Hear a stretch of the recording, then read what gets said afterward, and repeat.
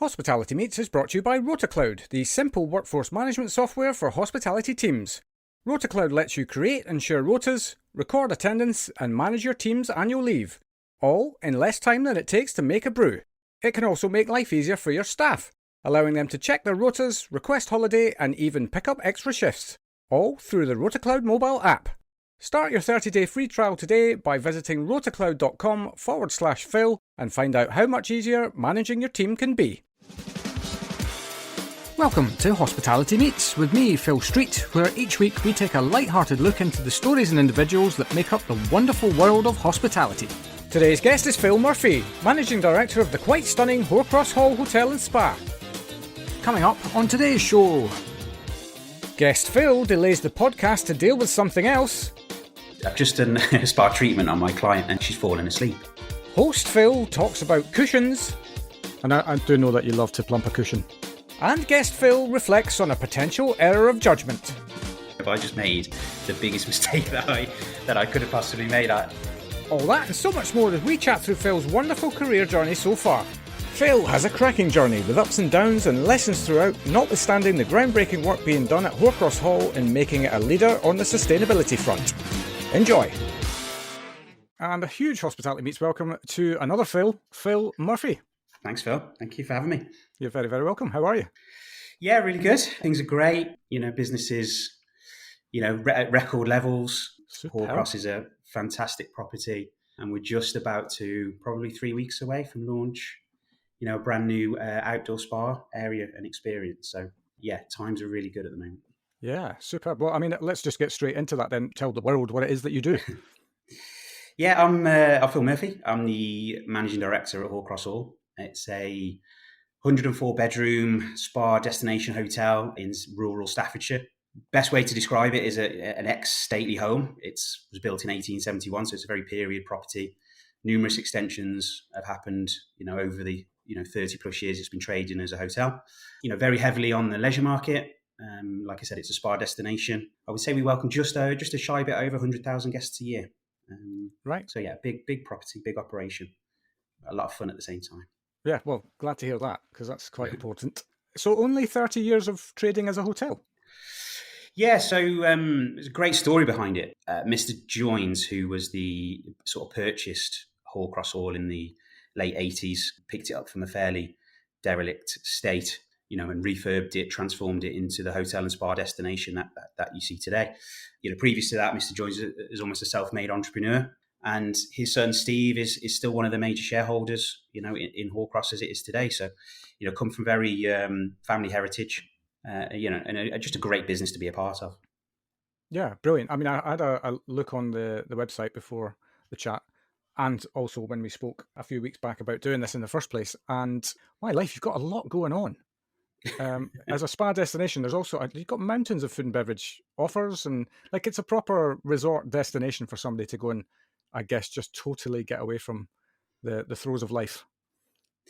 Yeah, and I think, like you said, there's lots going on, and I think spa and wellness is a very different picture for different individuals. So we try and make sure, if you wanted to come for a relaxing spa break where you can have treatments, or whether you're just interested in enjoying thermal facilities, or whether it's more of an active break that you're looking for. So, we try and make sure our offering caters for everybody's wellness in that respect. But I think it's not till you get to moments like this where you start to take a step back and you sometimes realise the grandeur of the property you're sort of looking after. So yeah. It was a nice exercise in that respect. Yeah. Well, you live and breathe it every day, right? So as you say, then somebody comes along and tells you everything you've got going on, and you're like, oh yeah, of course we do that as well. Yeah, exactly that. Yeah, brilliant. Well, we'll get into that in a bit more depth later on in the conversation, especially because I'm really interested around how you've ended up doing what it is that you're doing. And a massive part of that, of course, is how you got started in the first place. So take us back to the beginning of your career, and how did you get into hospitality in the first place? I suppose, like many others, fell into it, so to speak. I wouldn't say that there was a concerted goal of mine to get into hospitality. It all started back when I was studying. So sort of college, A-levels, and throughout university. So I was super interested, and I suppose every minute of my day was taken up by how much sport I could play. I was always fairly active, whether that's football, whether that's golf, tennis, you name it, I wanted to play it. So when it come to the fact of doing A levels, I soon understood and realised I'm going to need some money to live, take myself through college, take myself through university. So I needed a job, and through playing sport all day, that sort of left the evenings. And being at college and being at university, from a social point of view, a lot of that stuff, a lot of the socialising happens midweek. So, Wednesday nights or Thursday nights or Monday nights, other nights to go out. It's not a Friday and a Saturday typically, like what you might find now. So, I always remember looking at a bar job, and there was a hotel not too far from where I happened to be at the time, a function bar job. So I went for that, got that. Really lovely property. It was sort of part of Best Western branding. Only a small boutique hotel in a place called Ironbridge in Shropshire. Beautiful place, heavy tourist place. But the venue that I happened to actually find this role at, this bar role, was more so a wedding venue. So like I said, it had a small amount of rooms, about 30 rooms, but it was mainly a business for weddings. So every Friday, every Saturday, there was a wedding on. And then over Christmas time, it was very much Christmas parties, Christmas functions led. And I guess as soon as I really started, I loved it.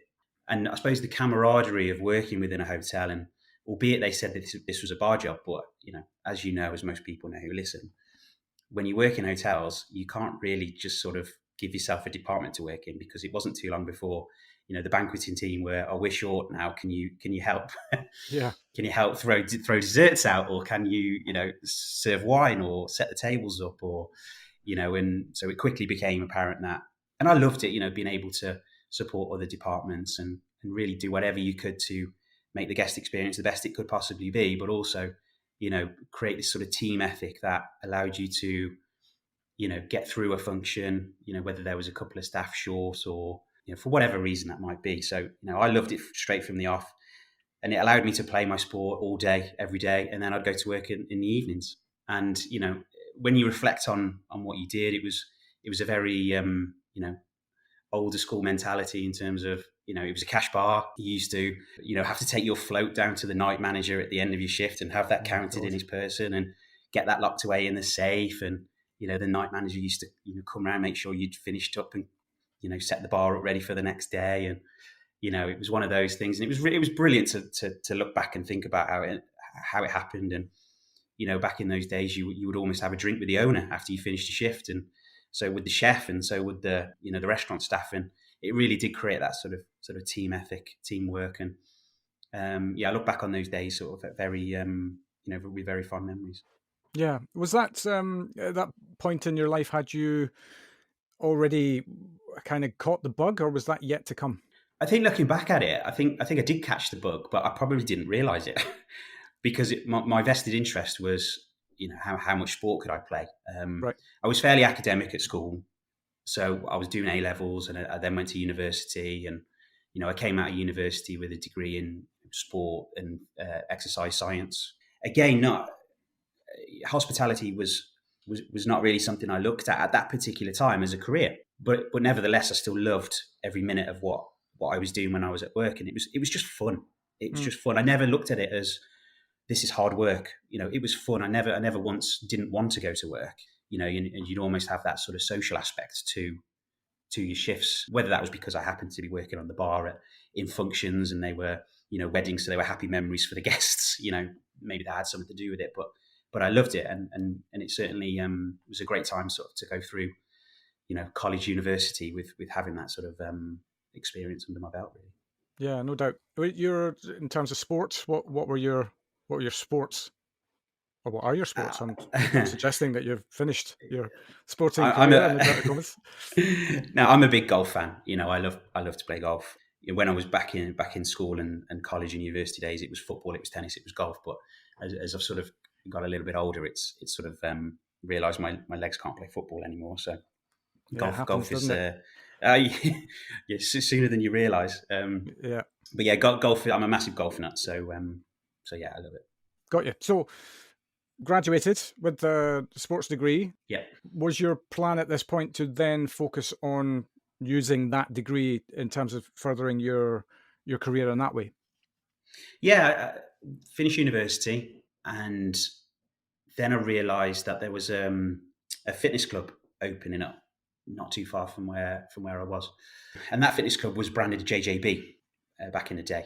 So it was a brand new fitness club pre-opening. So they were advertising for a fitness instructor.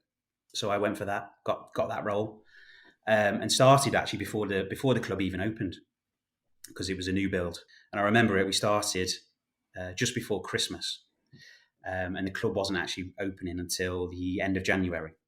So had a good sort of period of time in terms of training, onboarding, and then as soon as January hit, they always kept referring to it as pre-sale. And at that time, I never knew what that meant, but I fastly became aware of what that meant. And I think by the end of January, when the club opened, we had something in the region of around 4,000 members, which just completely took me by surprise. And then when I did realise and sit back, it was quite a tactical time to open a brand new fitness club, which was on, I think it was something like the 9th of January or something like that. So Yeah. so everybody had all these. I wonder why that is. Yeah. I can't believe I didn't realise at the time, but it's quite naive at that point.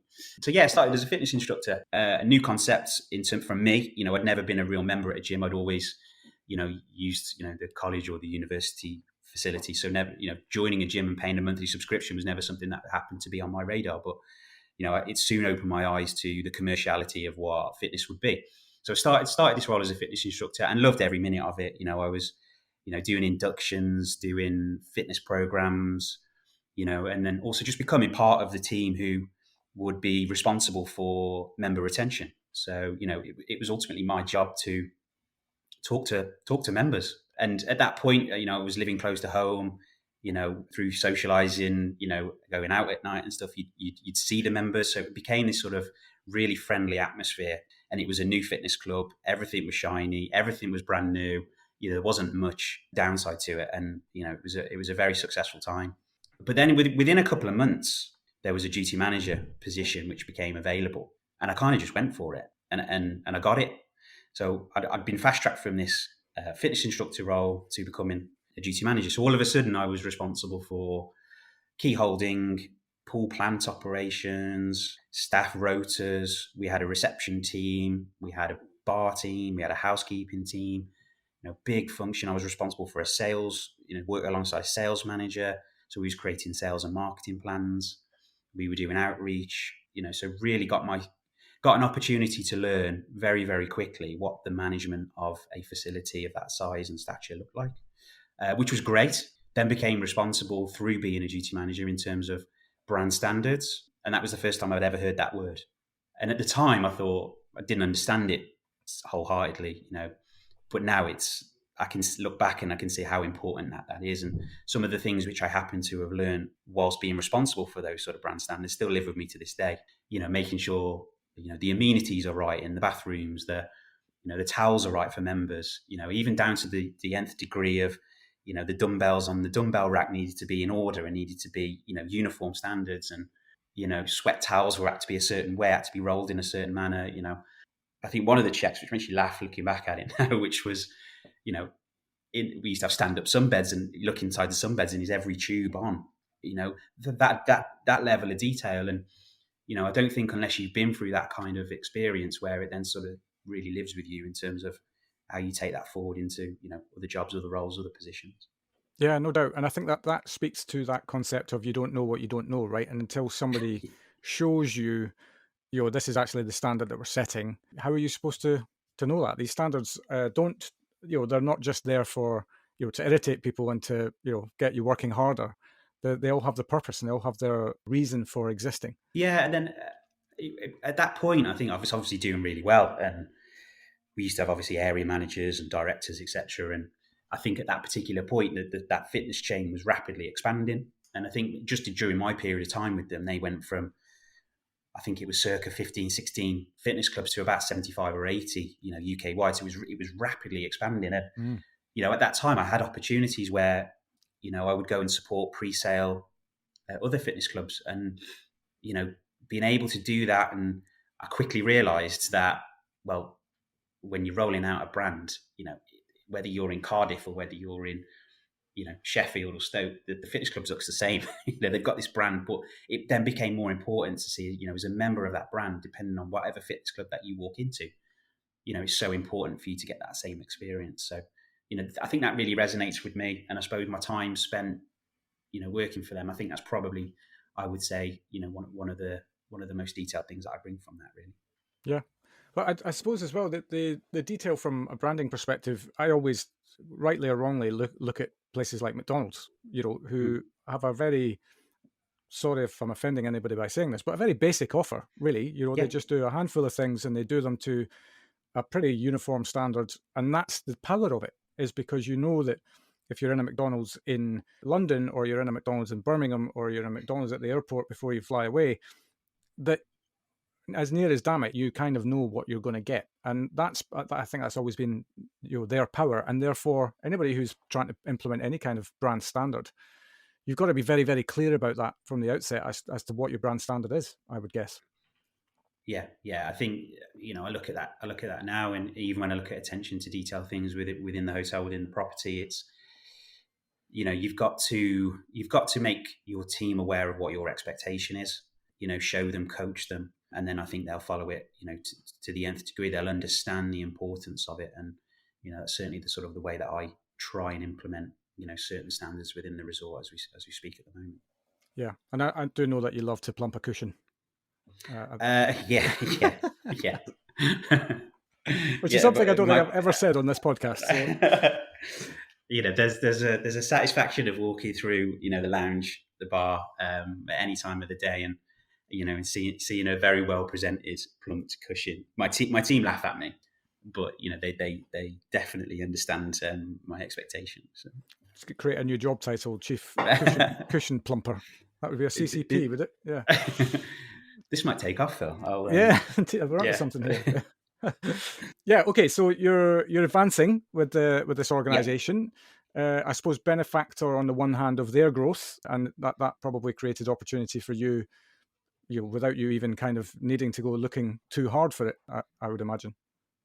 Yeah, and I think at that time, and it's probably echo throughout my career so far, is I hear people say, they've had a plan, or I want to be a GM by the time that I'm 30, or and that's absolutely fine. But I never had a plan. Things just, doors seem to open, and I consider myself really quite fortunate for that. But I'm also a big believer in, if you work hard enough and you're committed, opportunities will find their way to you. And that's what I try and encourage my team to be patient and work hard, be committed, and and doors will open. And that's certainly what's happened for me. So, and I have seen it for a lot of other colleagues, industry colleagues, or team members, and I think throughout hotels you can progress super quick, and through hospitality, fantastic springboard for stuff like that. Yeah, I agree though. I mean, I think the opportunities they maybe do still present themselves, but they present themselves way less if you're not coming to the party with, and kind of throwing yourself at what to be the the maximum of what you can do. Because generally, I think if you're doing that, then people take note. They can see that you're putting in the effort. They can see that you care. They can see that you've got all the attributes that could potentially make you something in the future that you're not currently. And so opportunity has this habit of landing at your feet when you're that way minded. Less so if you're just waiting for it to happen to you. Yeah, I couldn't agree. I couldn't agree more. Yeah, absolutely. So what happened next? So duty manager, and then another opportunity arose to move into assistant general manager, which seemed like an obvious move forward. So absolutely grasped that with two hands. Again, allowed me to be exposed to more responsibility. Probably the one thing that I sort of really had a grasp on in that sort of role was my first exposure to P&L accounts, and having a real responsibility for trying to drive the commercial side of that business, and then have a bit more responsibility for new acquisition in terms of memberships. So that was a fantastic opportunity. I think at that point we might have even got to around 6,000 members at that particular club. Wow. But then it wasn't soon after that I think at that particular time I've been with that company for about 6 years, and I can remember feeling a bit, there's more to it than this. Is There this has it? to be more. Yeah. Yeah, and there was obviously further moves forward after that. General managers and area managers, etc. But even that, it was just another step up in that same sort of type of industry. And it was at that point that I just started to look around a little bit, and there was a hotel. It was a McDonald hotel, and they were advertising for a leisure and spa manager. And I didn't know anything about spa at this point. And I applied for it and interview, and I think I had 2 interviews, and I was quite honest, I think, at the time in terms of I know nothing about spa, but I had such a great leisure background, thankfully, for my experience in fitness clubs. So in terms of memberships, new acquisition, I thought that played a really important role in that, in getting that role. And they obviously seen something in me that I might not necessarily see myself in terms of, they gave me the role, even though I didn't know anything about spa. And looking back at it, when I got that role, it was a 1,000-member leisure club attached to a hotel, a very golf orientated hotel. It had 2 golf courses. So that was very heavy in terms of golf breaks. It was a very corporate hotel. And obviously had a quite a small spa on the side of the leisure club, which was about 6 treatment rooms, a thermal facility, swimming pool, etc. So I was super happy to, branch out into something quite different, very different, because I was used to a very commercial leisure club where, the branding and the location would encourage, new members to walk in and inquire. Whereas now I'm at this sort of remote hotel, and all of a sudden got to work super hard to get inquiries and leads into the hotel in terms of converting those into leisure memberships, and then learning the whole spa model, which I have to say I had a great support.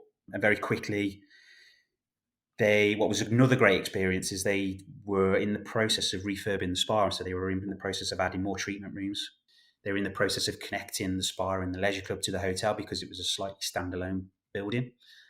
So they made that guest journey easier, which was great. And to be part of that and to see that one through. And, and then afterwards, obviously, when you put any kind of investment into a property, obviously the commercials need to then stack up in terms of what is that return on investment. So there was a lot of emphasis on how we then make that work financially. So in terms of driving spa revenue and treatment revenue. So I think I learned a hell of a lot in a really short space of time.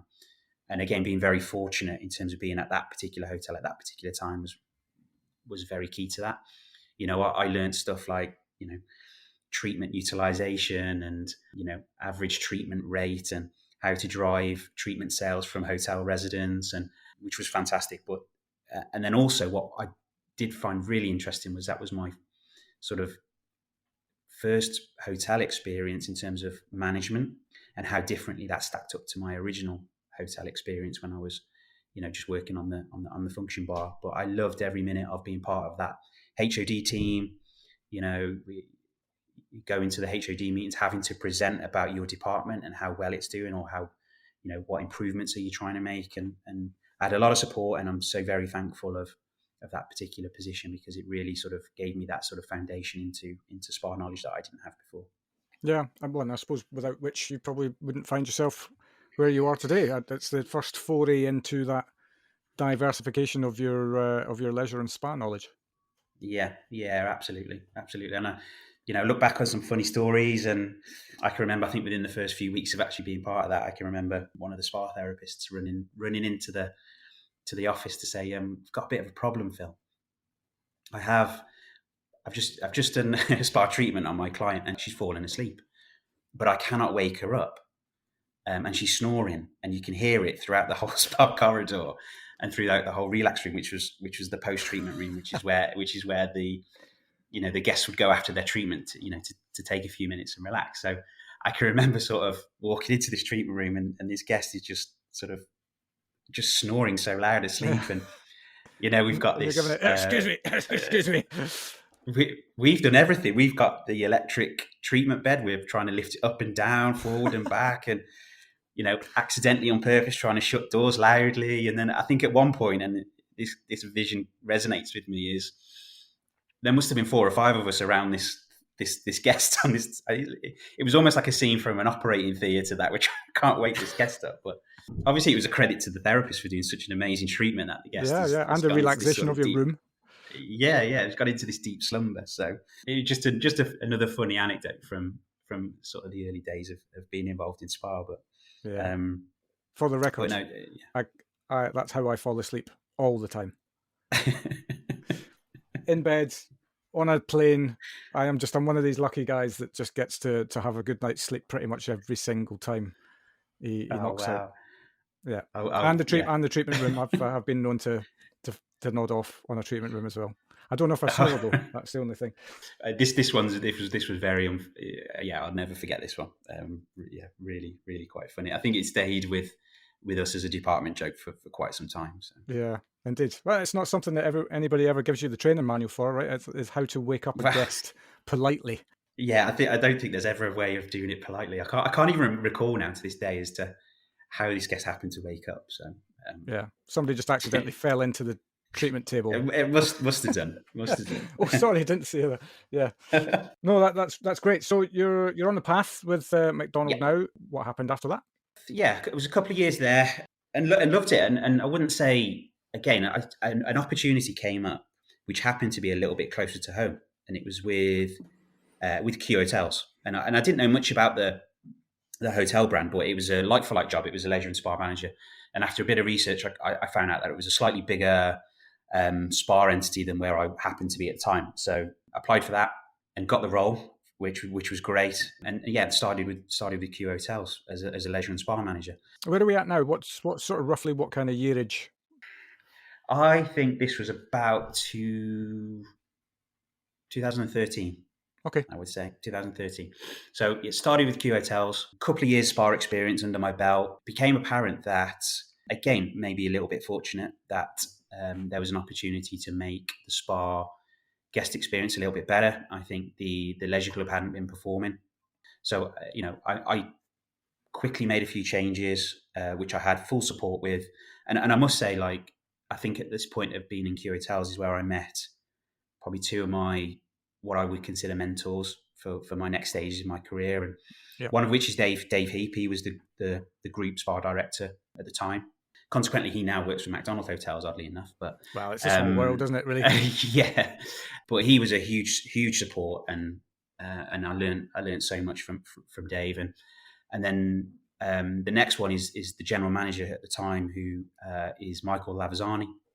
He's now the resort director at Cameron House, just on Loch Lomond's, and he was my pretty bog standard property as well.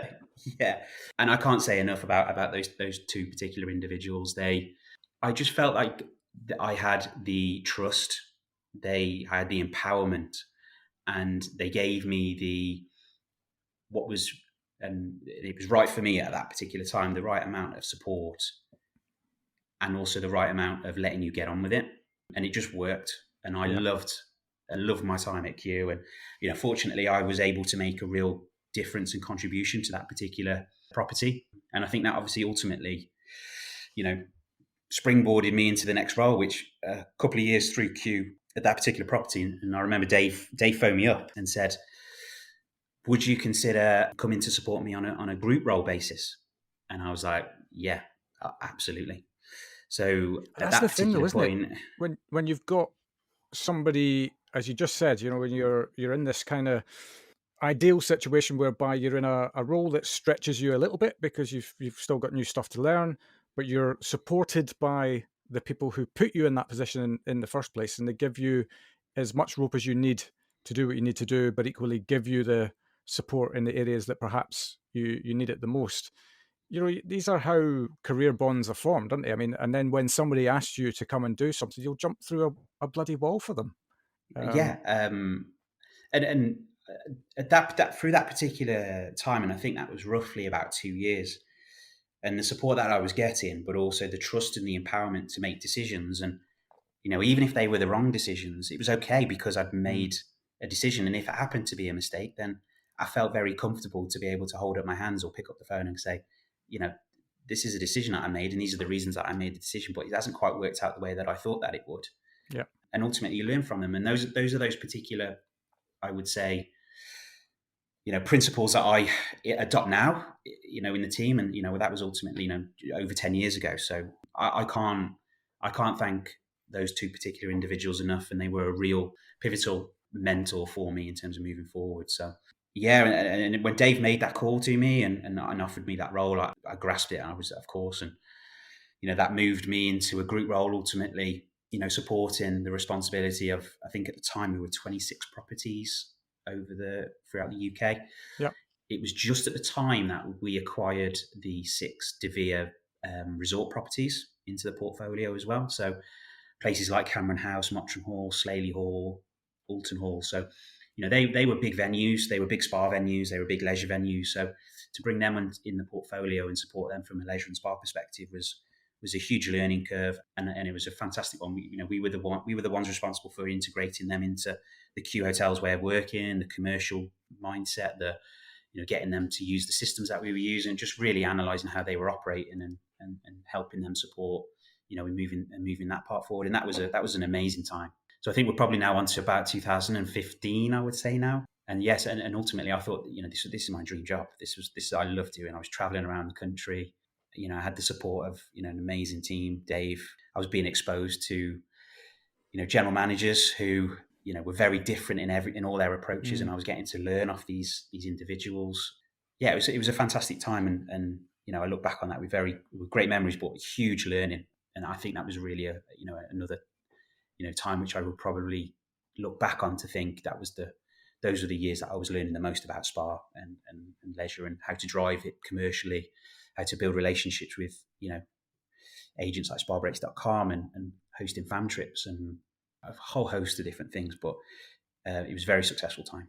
Yeah, I suppose also there's just that general relationship building skill, because as you say as well, you've got, not only did you have the core Q properties, but you've got new properties that came into the portfolio, probably with teams that are used to doing things a certain way, but you've got to then change. We'll come back to brand standards.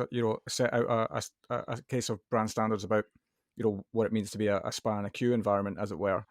But also, as you say, you're then also dealing with the fact that every general manager will have their own set of goals and guidelines that they're being given as well. And how do you manage all of that so that you're not getting in their way? You're adding value to trying to help their cause to be a much better one. Yeah, and the role was very much a support role. It was supporting the leisure managers, the spa managers, the spa directors in terms of being able to drive their businesses commercially. And I think that's where certainly supported the general managers in that respect as well. And I think that was what Q Hotels are very good at, is their support network commercially around the whole business. It was, I've met some amazing people that we still, I lean on to help me now. I work with a couple of, the senior teams around Q Hotels who come and support me now all across, in terms of training, in terms of introduction of new procedures and new processes. So, I think the relationships that we built at that particular time sort of stay with you for a longer time than you probably realize at the time.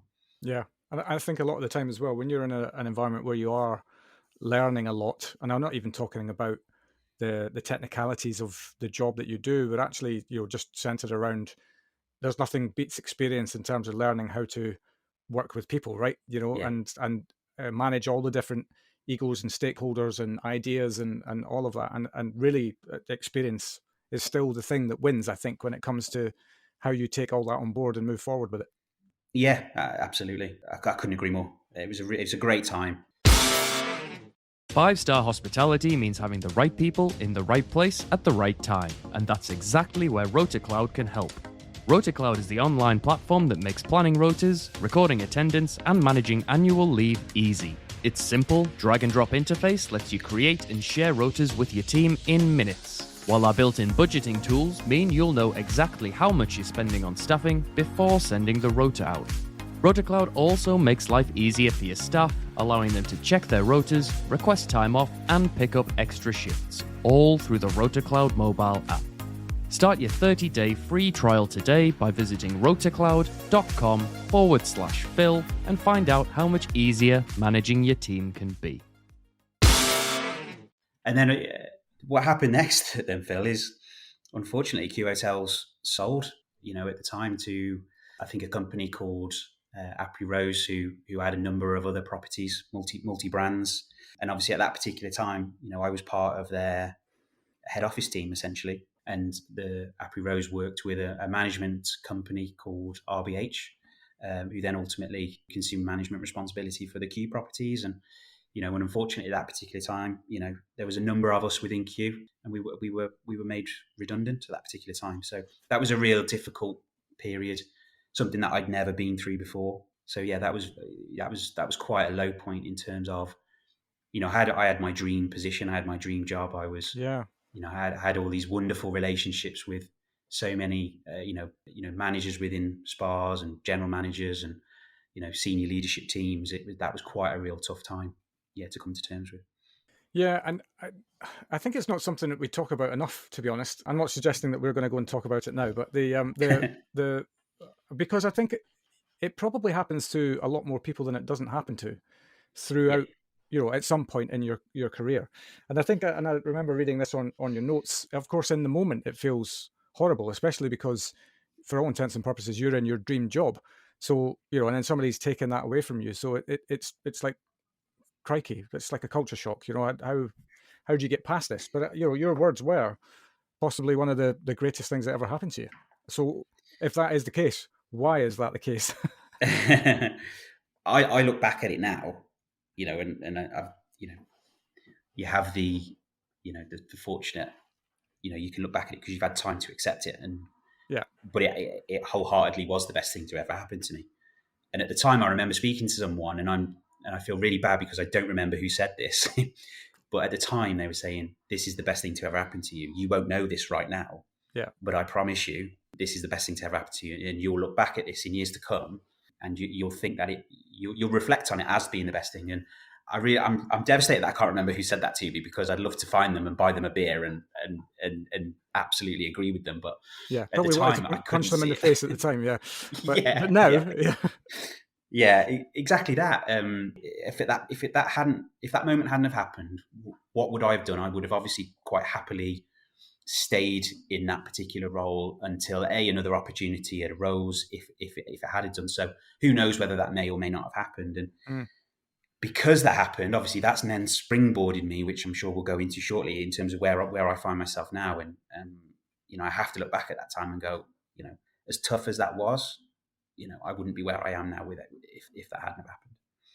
Yeah. Well, I mean, what did happen then in terms of where you come to terms with something like that, big shock, and you're like, it's like managing a trauma, right? Especially because you're used to a way of life which is centered around this focal point as one, that's the money that it brings into your life in order for you to live. But two, it's, a massively enjoyable part of what you do and makes you who you are. So once you've kind of dealt with the trauma, how did you get past that, and what happened next? It was a really odd story, because I remember having the phone call. It was over a weekend, and I just got back from holiday where I'd actually got married. No one knew I was getting married, because me and my wife got married in New York, and we did it on a bit of a whim. And we were obviously super happy, super excited. And we got back, and then I had a call from Dave to say, Phil, we've got to go to head office. So unfortunately, from getting married to realizing I'd been made redundant was a matter of days. So that was almost like a bit of a strange time. But no, I think at the time you start to digest it, you then start to think about, okay, so what have I got to do now? So I've got to start, connected to my network. I've got to speak to my, colleagues in the industry, suppliers who can link me to different other contacts, updating a CV, speaking to recruiters, doing that whole thing. And I think it got quite, obviously with the amount of, what kind of business Q was, I think it got quite a bit of traction in terms of, there was a lot of people, a lot of companies realizing that there was some super talent which was becoming available. And the amount of support that I found from industry colleagues, suppliers who I'd worked with, they were devastated, but ultimately they helped so much. And therefore then two opportunities arose. The Horcross one came about because the HR manager at Horcross was a HR manager who used to be at Q Hotels, who I happened to share an office with whenever I was at that particular property. So, they reached out to me and said, there's a spa director role potentially available. Do you want to have a chat? So I was like, obviously. So we went and had a chat. And then another ex-colleague of mine worked for McDonald Hotels. He contacted me and he said, look, I might have a cluster role. Sorry, I have got a cluster role available. It's looking after, 3 properties that are reasonably in close proximity. We really want to move the spa project forward. We've got leisure facilities within all of those. Do you want to come and have a chat? So I was like, obviously, yes, I want to come and have a chat. Yeah. And this will happen in relatively quick time. So I'd gone from being this sort of deflated individual that kind of thought that he had his dream job to, all of a sudden being in demand, and that does wonders for your self-esteem. That was just sort of the complete change of that was amazing. So yeah, I went and had a chat with Horcross, and went and had a chat back with that was fortunately it was back with McDonald Hotels actually. So we went and had a chat, and ultimately then two offers came on the table. So it was like a bit of a strange sliding doors moment in terms of what do I choose. Horcross was this sort of huge spa entity. I mean, it's 85,000 square feet. It had 41 treatment rooms. Wow. It was an absolute beast of a property, just in terms of the spa element to it. And then there was McDonald Hotels, which was something that I knew. It was almost kind of safe. It was very similar to what I'd been doing at Q. But I think that the moment I came to see Horcross and started to speak to the owners, it was independently owned. It just felt right. And I actually, to this day, I still have to pinch myself when I'm driving into work. The property's so beautiful, and that was a real time. So I chose Horcross, and I don't even think I had a pause in my employment from actually when I did end up finishing with Q Hotels to actually starting at Horcross. So I think how I felt in terms of deflated was actually very, very short-lived, because I then started to become so excited about Horcross, and just the entity of it. So yeah, it all happened relatively quickly. You're a listener to the show, so you know that I can't get through an episode without sticking a cliche in somewhere. But when it comes to redundancy, the cliche is the end of something is often the beginning of something else. And certainly your story speaks directly to that, in terms of, especially in the moment, you don't necessarily know that, but without it, you're not where you are today, right? It's one of those, It's kind of a mind-boggling moment. And again, it probably comes back to, there's a couple of things that I kind of made a note of there as you were talking. One, your propensity to build good relationships, because you're a relationship that you had with an ex-colleague who happened to be at Horcross Hall and suggested maybe it might be worth a chat about this. Maybe you don't get that opportunity if you haven't built a relationship with that person previously, earlier in your career. So the message there is wholeheartedly look after everybody, from a relationship perspective, because you just never know. They could hold the key to that special thing that will just, really take hold in your life. But also the relationship element is then the next stage of that is, you mentioned it in the kind of the recruitment process, is that, if you click with the ownership and you get the vision and you understand all of that, and that's all, I think it's very easy to buy into a vision when it's spectacular and you can see that in your own mind. But it's almost pointless if you don't get on with the people that you're going to be working with on a day-to-day basis to make that happen. So I took a lot there from the fact that actually relationship building seems to be a really good, I suppose, grounding for you in terms of kind of everything really that's allowed you to move forward. Yeah, and it's not until you mentioned it there, Phil. It's not until you find this pivotal moment where you have network and connections that can not only propel you into potential roles when times are bad, but they can sometimes just be, pick up the phone and have an ear, and being able to sound something off somebody else who doesn't have a necessary, opinion about something is so important. And, I do that right now, and it's only through the contacts that I've made, over the last few years that I've had to make these type of decisions. So just being able to lean on people for a chat sometimes, in terms of being able to, ask them, is this a good idea? What do you think? What would you do in my situation? And you might not come to an answer, but you have a bloody good chat while you're doing it anyway. So yeah, and vice versa. I get friends and industry colleagues that do the same with me. So relationships are key, and I'm very fortunate to have some great ones. Yeah, brilliant. So you're in Horcross, obviously not the role you're doing now, but what year was it that you moved in? So it would have moved in. Sure, it's lovely to move in, but so it was the end of 2017, start of 2018, where I started at Horcross and started as a spa director. So we have a huge spa.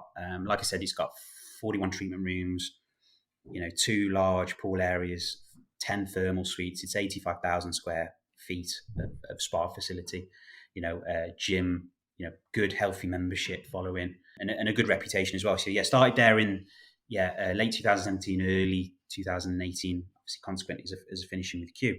And it always makes me laugh because my first day on property was the day after the staff party, which, typically hospitality, we always have Christmas parties for staff in the first week of January, right? When occupancy is slightly lower, that doesn't seem to change. So I started here on the Monday, and it was like a morgue because everyone had the staff party the night before. So straight away, I kind of wondered what the hell I'd got myself. Where's the energy, guys? It was a real strange day. So spent the morning, doing the HR things, and then that afternoon got introduced to some of the team, where the office space was, and really got to know some of the staff. And at the time, it was the staff were great. It needed some organisation. It needed a bit of structure putting into it. There was a few, the pricing point wasn't quite where we wanted it to be. But I could very quickly see a vision as to where it was going to be. And the owners were just so supportive. We needed to do a bit of investment into some of the spa spaces. And, and this is the beauty of not working for a big, corporate chain, a couple of phone calls and it's like, yes, let's do it. And that's what I love. It is so fast paced moving, and you can turn on a 50p piece in terms of the angle where you're going. It's so quickly. It's just a phone call, and if it makes commercial sense, let's do it. And that was that good. And those first couple of years were so exciting. We were moving it forward so quickly. We were putting in so much structure. The guest experience, the guest journey was just improving by the day. And then consequently, we were able to move it forward commercially, which allowed us to make it even better experience, charge a little bit more money as we went. And those first couple of years were really exciting. It sounds it. There's nothing like getting your teeth into something, right? I mean, in terms of, but also seeing the potential of where you can take it. I think that's the key thing. And being in an environment where, they can make it happen without it, I suppose, being death by committee, right? Or something that just takes forever to move forward. Yeah. Death by committee is a very good analogy, and being the exact opposite of that. And that's what really excites me still to this day, because we still have some amazing conversations, and the beauty of being able to move the business sort of, through, just discussing things openly, is amazing. So it was a really good time. And then, 2 years down the line, after we were successful. So this would have been in the January of 2020. I see where this is going. Well, again, I didn't realize this at the time, but I look back at this in January 2020. I had a conversation with the owners, and they were like, Phil, we're doing really well in spa. How do you feel about, moving on and almost looking after the hotel as well as the spa? So I was really taken back by that conversation. Wasn't expecting it, and I turned it down. Really?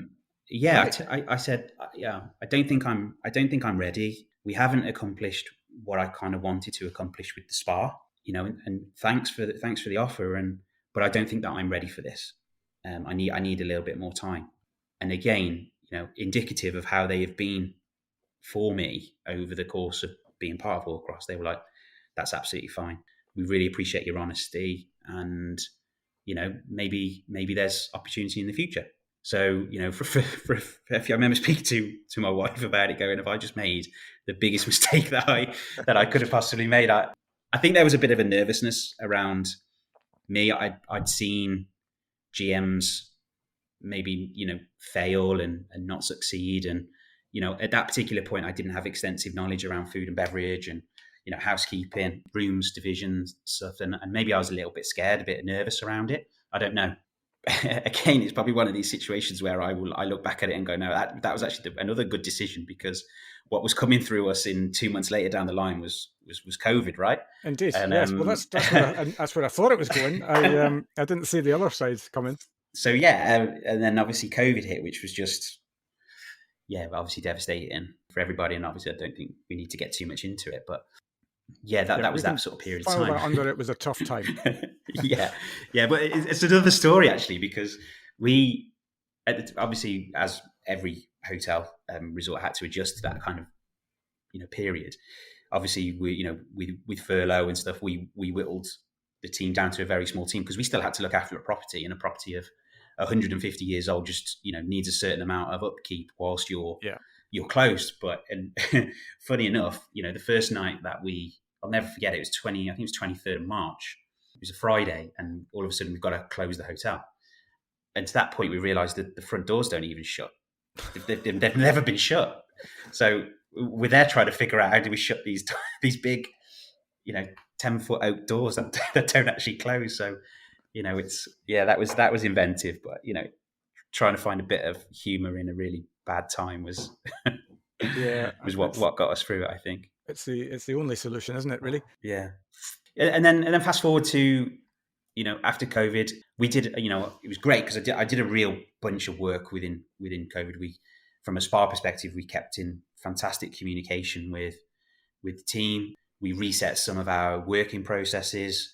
And then obviously when we were finally able to open and then close again and open again and then close again and all that sort of stuff, we really propelled, and the product was phenomenal at Hallcross.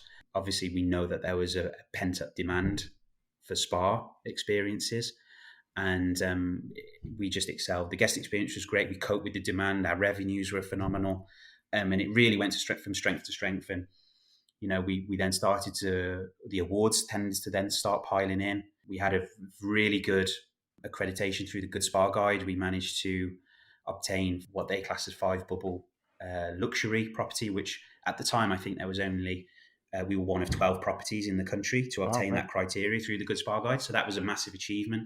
And so the spa was going from strength to strength. And then fortunately for me is the owners then came back to me at the start of 2022 and said, have you changed your mind? and I said, absolutely, I've changed my mind. I would love to to look after the whole property, the whole resort. And at that point, I just felt ready. That 2 years was massive. And I know obviously the issues that we'd gone through, but I just felt like, I just needed that time. I even to this day, I'm struggling to explain it to you, Phil, but I needed that time. And again, just they're amazing people, and they obviously waited, and they approached me again, and it felt right. So yeah, from early February 2022 was when I then became managing director at Hallcross. Yeah, brilliant. Well, the rest is history, but I'm not going to let you off that easy. But no, I think you said that you're struggling to explain it. I don't think you are at all. I think I totally get the message. I think what it says to me certainly is that you're monumentally self-aware about, because it's not just, yes, it's a wonderful opportunity on the face of it, of being able to be given that opportunity at that particular time. But if within yourself you don't feel like you've still got stuff to do in order to then consider it fully, I think actually there's a lesson for everyone out there who could take it. It's not always just about saying yes, because it seems like taking an MD ship is a wonderful thing to do, no question. But you've got to be, yes, of course there's going to be a bit of stretch, but you don't want to feel like you're completely out of your depth, and you still have to make the spa work, but in addition you've got to make the rooms work and the F&B work and all of the other things within the hotel work. So I think there's a massive lesson to be learned from that particular. It's not always about saying yes. You're right. Initially. Yeah. You're right. And I look back, and it was again probably the second best thing to ever happen to me was the fact that I didn't take it at that particular time, in that particular moment, and feeling mentally ready to take on this sort of beast of a property was I was excited to do it. And I felt at that particular point as well, things had started to settle a little bit after the pandemic, so it was less chaotic in terms of what was going on. And I then, like I said, when I first took on the spa director role, I quickly established a vision for the type of leader, the type of person that I wanted to be in terms of that spa. And then I think from 2022 it was very apparent in terms of what I needed to do to move not not only continue to move the spa forward, but move the hotel forward and the property forward in that vein as well. So, timing was everything. Again, feel very fortunate. So. Yeah. So now you've made it to MD. I'm assuming it's feet up. Just let the world pass you by. But 2 years in the job. I mean, actually, there was something that I did make a note of in your notes again. Was kind of, and maybe this is more prevalent for this role, but I'm sure you must have experienced it in other roles when you've jumped up as well. Is this kind of philosophy of the difference between management and leadership? Yeah. And especially as an MD, because you've got to be looking and thinking in all directions as opposed to specifically on one area of the business. Absolutely. And I suppose the easiest way to put it across is I didn't take to this particular part of the role, as easy as what I would have liked to have done, because that change for me was really hard. And I think I look back now and I think being a manager, being a leader, I've learned so much, and I've leaned on every part of experience that I can draw from, but I've also reached out to loads of different people to kind of get a bit of a steer on this, and it was really hard. But my philosophy now is got to surround myself with great people, mostly who know more than me, who have more experience than me in certain areas, and then I've got to create this and support them in terms of creating a great environment for them to do their thing. And this is where I draw back on those great people that I met, Michael Lavazani, Dave, they gave me the space, they gave me the trust, they gave me the empowerment to make decisions, and I really thrived in that environment. And that's ultimately what I'm trying to do for the managers that work for Horcross is just really create them an environment that they can be creative, they can feel empowered to make decisions, they can move the business, and they feel an emotional connection to what we're trying to achieve. And I think I've done that reasonably well so far, and I think that's certainly a contribution as to why we're doing as well as what we're doing right now. So, but it wasn't easy. It wasn't easy for me. So. Yeah. I think that probably comes back to then as well about the kind of the mutual respect that you seem to have with your ownership as well, and the fact that they've again seen something in you perhaps that you didn't see in yourself, given you the opportunity, but also probably critically backed you. Yeah. In that, it's not a case they obviously want you to succeed, which is great, because there's why would we want anybody to fail in a position like that? But it doesn't always happen that that the leadership is given the support that they need in order to do a world-class job. They've been amazing.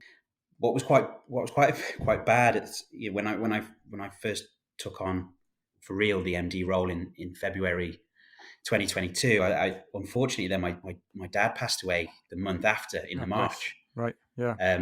So I'd sort of been propelled into this role that I was super excited about, and then it just had this sort of tragic occurrence, and but in terms of the support, it was unbelievable what the owners of the company did.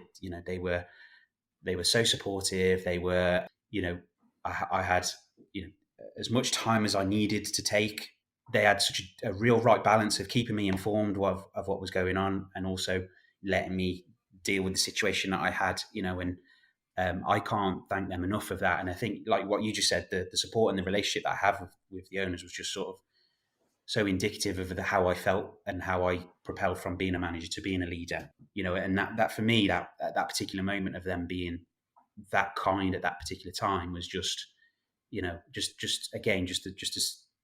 such a significant period in terms of, how I felt working here at Horcross. They were unbelievable. I can't thank them enough for what they did. So. Yeah, I suppose that then these are the sorts of things that you remember for a long time, right? As well, Yeah. And they're the things that create loyalty as well. They've given you the support that you need. You're then throwing yourself at the role in order to make it a success for them as well as yourself, of course. But you kind of feel that you maybe you owe something to them, or something like. There's all this deep psychology of why people are loyal to roles and jobs, but a lot of that comes down to, in the end, mutual respect. Yeah, absolutely. And yeah, you're right. And having the trust and having the empowerment to make decisions that, ultimately you're doing for the right reasons. So, I think as soon as you get that emotional connection with something, you'll jump through hoops to make it work. Yeah, absolutely. Conscious of time. Let's as I am in every single conversation that I ever have. But I want to talk about some of the work you've done around sustainability, because this is something that obviously is a very, very topical subject to discuss in any case. But I'd made some notes here around the fact that you're at a point now where you've got a zero landfill business in terms of you're not sending anything to landfill. Is that what I can deduce from those words? Yeah, absolutely. Yeah, 100% Fantastic. right. How do you get Yeah, there? it's just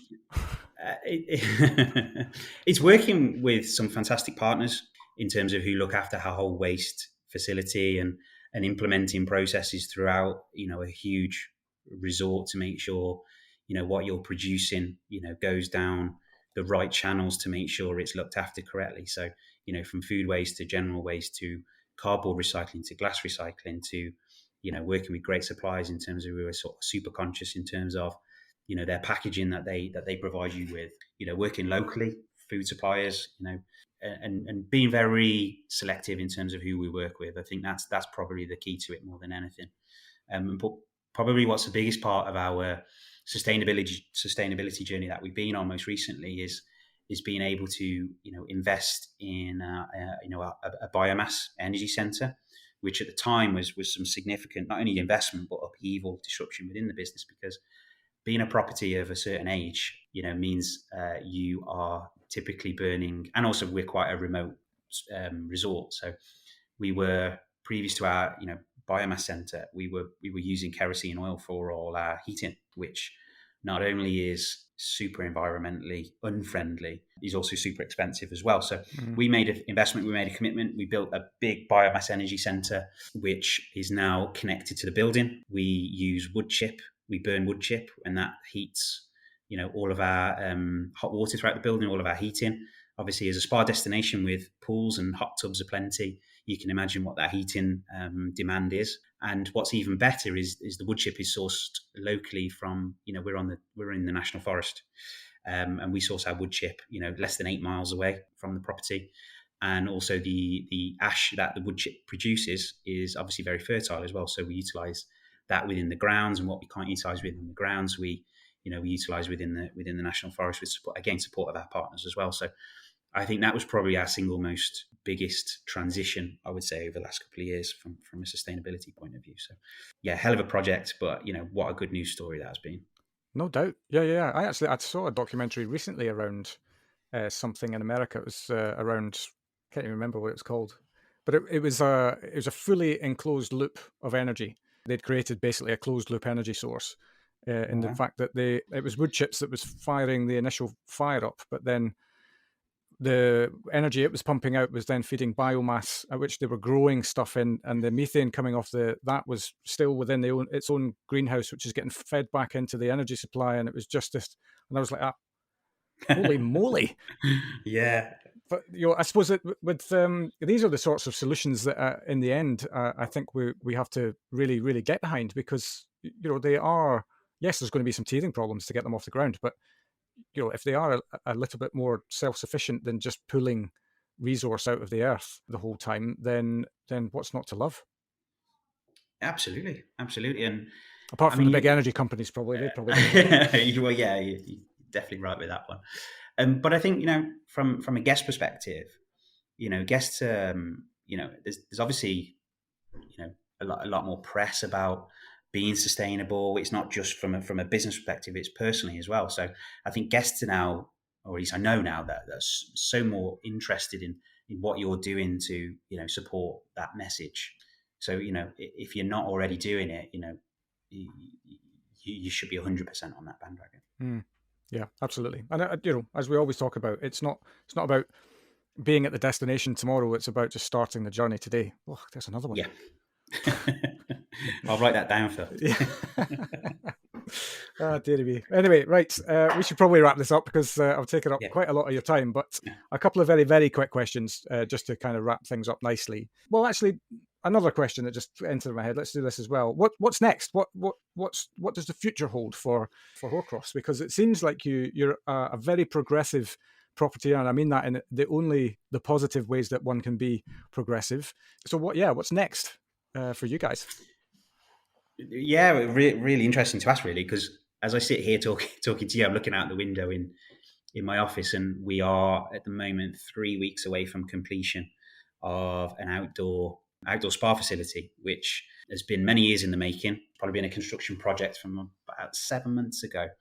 So yeah, that's soon to be open. It's, and probably the missing jigsaw really from what Horcross was in Spa, which, it's hard to say from a spa facility so big that we had a missing piece, but it was really an outdoor experience, and that's what we've been fortunate enough to invest in, to put in, and that will sort of enhance the spa experience even more. So it's a combination of outdoor hot tubs.